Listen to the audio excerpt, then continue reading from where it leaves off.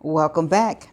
Option number 4, which is this book here, A Good Girl's Guide to Murder. Again, I do not know this author. I just picked it up from Sam's Club to have. Okay, chapter 1. Pip knew where they lived. Everyone in Fairview knew where they lived. Their home was like the town's own haunted house. People's footsteps quickened as they walked by, and their words strangled and died in their throats. Shrieking children would gather on their walk home from school, daring one another to run up and touch the front gate. But it wasn't haunted by ghosts, just 3 sad people trying to live their lives as before. A house not haunted by flickering lights or spectral falling chairs, but by dark spray-painted letters of Scum Family and stone-shattered windows. Pip had always wondered why they didn't move. Not that they had to. They hadn't done anything wrong, but she didn't know how they lived like that. How the Singhs found the strength to stay here in Fairview, under the weight of so many wide eyes, of the comments whispered just loud enough to be heard, of neighborly small talk never stretching into real talk anymore. It was a particular cruelty that their house was so close to Fairview High School, where both Addie Bell and Sal Singh had gone, where Pip would return for her senior year in a few weeks when the late summer sun dipped into September. Pip stopped and rested her hand on the front gate, instantly braver than half the town's kids. Her eyes traced the path to the front door. It was possible that this was a very bad idea. She had considered that. Pausing for just a second, Pip held her breath, then pushed the creaking gate and crossed the yard. She stopped at the door and knocked 3 times. Her reflection stared back at her, the long dark hair sun-bleached a lighter brown at the tips, the pale white skin despite a week just spent in the Caribbean, the sharp muddy green eyes braced for impact. The door opened with the clatter of a falling chain and clicking locks. "Hello?" he said, holding the door half open, with his hands folded over the side. Pip blinked to break her stare, but she couldn't help it. He looked so much like Sal, the Sal she knew from all those television reports and newspaper pictures. The Sal now fading from her memory. Rava had his brother's messy black side-swept hair, thick arched eyebrows, and oaken-hued skin. "Hello," he said again. Pip faltered. He'd grown even taller since she last saw him. She'd never been this close before, but now that she was, she saw he had a dimple in his chin, just like hers. Sorry, hi." She did an awkward half wave that was immediately regretted. "Hi." "Hi, Ravi," she said. You don't know me. I'm Pippa Fitzambot. Goodness, how do they come up with these names? I'm Pippa. I was a few years below you at school before you left." "Okay. I was just wondering if I can borrow a second of your time." "Well, not only a second. We're already way past that. Maybe like a few sequential seconds, if you can spare them." Oh God, this was what happened when she was nervous. Words spewed out, unchecked and over-explained until someone stopped her. Ravi looked confused. "Sorry," Pip said, recovering. I'm doing my senior capstone project at school and..." "What's a capstone project?" "It's kind of like a senior thesis you work on independently alongside normal classes. You can pick any topic you want, and I was wondering if you'd be willing to be interviewed for mine." "What's this about?" "What's it about?" His dark eyebrows hugged closer to his eyes. It's about what happened 5 years ago." Ravi exhaled loudly, his lips curling with what looked like anger. "Why?" he said. "Because I don't think your brother did it, and I'm going to try to prove it." Pippa, 7/30/2019. Capstone Project Log Entry 1. Our capstone project logs are supposed to be for recording any obstacles we face in our research, our progress, and the aims of our final reports. Mine would have to be a little different. I'm going to record all my research here, both relevant, irrelevant, because I don't really know what my final report will be yet or what will end up being important.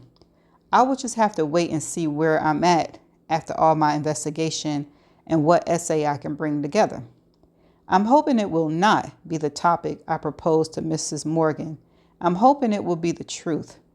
What really happened to Addie Bell on April 18, 2014. And if, as my instincts tell me, Sal Singh is not guilty, then who killed her? I don't think I'll actually solve the case and figure out who murdered Andy. I'm not deluded, but I'm hoping my findings might lead to reasonable doubt about Sal's guilt and suggest that the police were mistaken in closing the case without digging further. The first stage in this project is to research what happened to Andrea Bell, known to everyone as Andy, and the circumstances surrounding her disappearance. From the first national online news outlet to report on the event, Andrea Bell, 17, was reported missing from her home in Fairview, Connecticut last Friday. She left home in her car, a white Honda Civic, with her cell phone, but did not take any clothes with her. Police say her disappearance is completely out of character. Police began searching the woodland near the family home this past weekend. Andrea, known as Andy, is described as white, 5'6" tall, with long blonde hair and blue eyes. It is thought that she was wearing dark jeans and a blue cropped sweater on the night she went missing. Other sources have more detail as to when Andy was last seen alive and the time frame in which she is believed to have been abducted. Andy Bell was last seen alive by her younger sister Becca around 10:30 p.m. on April 18, 2014. This was corroborated by the police in a press conference on Tuesday, April 22nd. Footage taken from a security camera outside the bank of Fairview's Main Street confirms that Andy's car was seen driven away from her home at about 10:40 p.m. According to her parents, Jason and Dawn Bell, Andy was supposed to pick them up from a dinner party at 12:45. When Andy didn't show up or answer any of their phone calls, they started reaching out to her friends to see if anyone knew of her whereabouts. Jason Bell called the police to report his daughter missing at 3 a.m. Saturday morning. So whatever happened to Andy Bell that night happened between 10:40 p.m. and 12:45 a.m. Here seems like a good place to type up a transcript from my interview with Angela Johnson. Okay. Transcript of interview with Angela Johnson from the Missing Persons Bureau. Angela: Hello, Pip. Hi, is this Angela Johnson?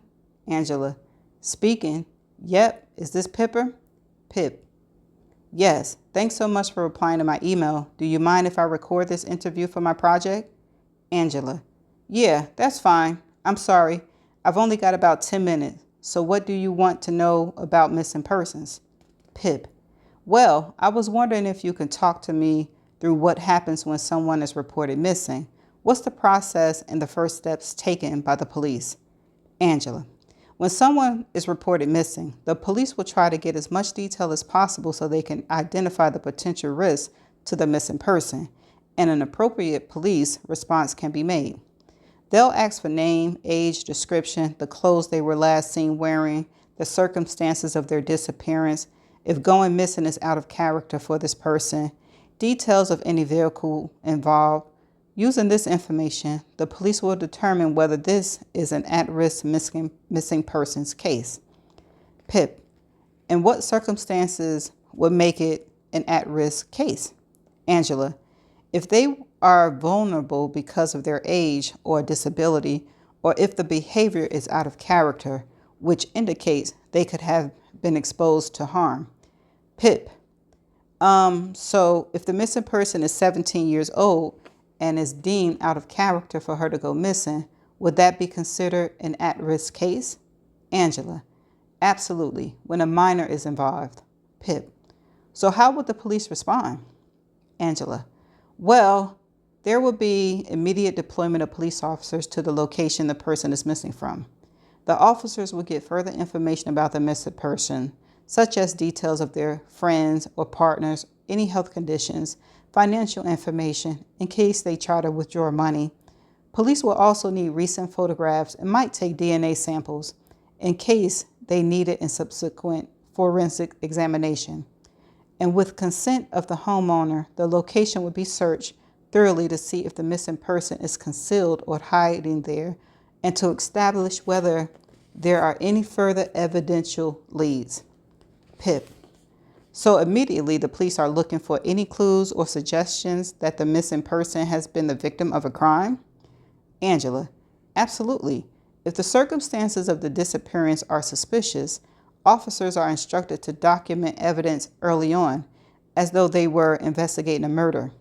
Of course, only a very small percentage of missing persons cases turn into homicide cases. Pip. And what happens if nothing significant turns up after the initial home search? Angela. They'll expand the search to the immediate area. They'll question friends, neighbors, anyone who might have relevant information. If it is a teenager who's missing, we can't assume the reporting parents knows all of their child's friends and acquaintances. Peers are good points of contact to establish other important leads. You know, any secret boyfriends, that sort of thing. And a press strategy is usually discussed before appeals for information in the media can be very useful in these situations. Pip. So, if it's a 17-year-old girl who's gone missing, the police will contact her friends and boyfriends early on. Angela. Yes, of course.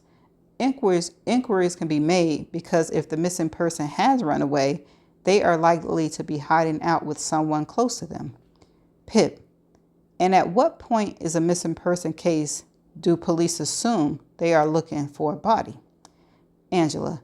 Well, time-wise, it's not. Oh, Pippa, I have to go. Sorry, I've been called into a meeting. Pip. Oh, okay. Thanks so much for taking the time to talk to me. Angela. And if you have any more questions, just shoot me an email and I'll get to it when I can. Pip. Will do. Thanks again. I found these statistics.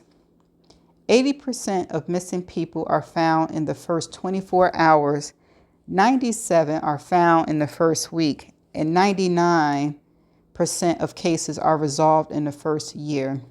That leaves just 1%.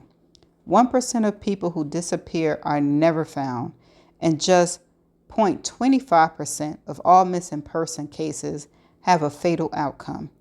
So where does this leave Andy Bell? Floating incessantly somewhere between 1% and 0.25%. Even though Addie has never been found and her body never recovered, most people accept that she is dead. And why is that? Sal Singh is why. Okay, that's the end of chapter 1. I'm intrigued. I kind of like the style. I don't know if it's going to be like that throughout the book, but it might be because she's writing a report on it, right? Not a report, she's doing something. So it might be like that throughout the book. Will it be confusing? I don't know. But it's very interesting. What y'all think? But that's the option number 4. And I have a sneak option. So actually, I'm going to have 5 options. So stay tuned for the 5th option. Bye.